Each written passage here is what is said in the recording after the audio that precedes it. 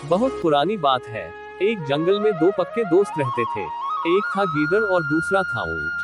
गीदड़ काफी चालाक था और ऊंट सीधा सा।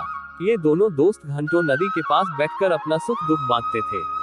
दिन गुजरते गए और उनकी दोस्ती गहरी होती गई। एक दिन किसी ने गीदड़ को बताया कि पास के खेत में पके हुए तरबूज है। ये सुनते ही गीदड़ का मन ललचा गया, लेकिन वो खेत नदी पार था।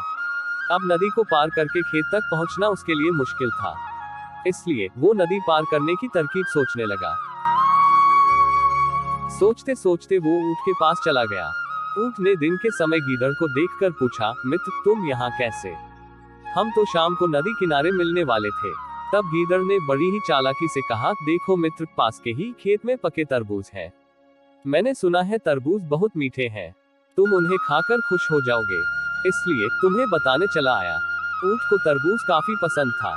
वो बोला, वाह, मैं अभी उस गांव में जाता हूँ, मैंने बहुत समय से तरबूज नहीं खाए हैं। ऊंट जल्दी जल्दी नदी पार करके खेत जाने की तैयारी करने लगा। तभी गीदड़ ने कहा, दोस्त, तरबूज मुझे भी अच्छे लगते हैं, लेकिन मुझे तैरना नहीं आता है। तुम तरबूज खा लोगे तो मुझे लगेगा कि मैंने भी खा लिए।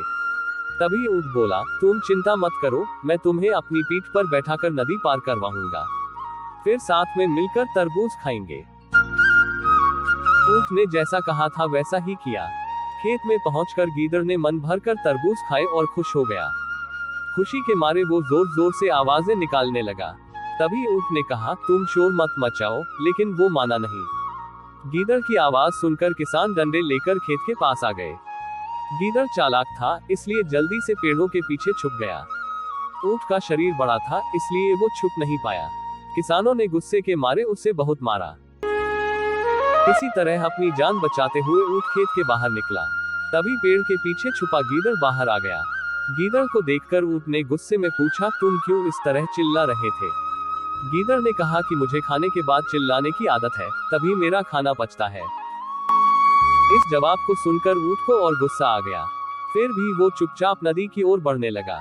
नदी के पास पहुंचकर उसने अपनी पीठ पर गीदड़ को बैठा लिया। इधर ऊंट को मार पड़ने से मन ही मन गीदड़ खुश हो रहा था। उधर नदी के बीच में पहुंचकर ऊंट ने नदी में डुबकी लगानी शुरू कर दी। गीदड़ डर गया और बोलने लगा, यह क्या कर रहे हो? गुस्से में ऊंट ने कहा, मुझे कुछ खाने के बाद उसे हजम करने के लिए नदी में डुबकी मारनी पड़ती है। गीदड़ को समझ आ गया कि ऊंट उसके किए का बदला ले रहा है। बहुत मुश्किल से गीदड़ पानी से अपनी जान बचाकर नदी किनारे पहुंचा। उस दिन के बाद से गीदड़ ने कभी भी ऊंट को परेशान करने की हिम्मत नहीं की। शिक्षा।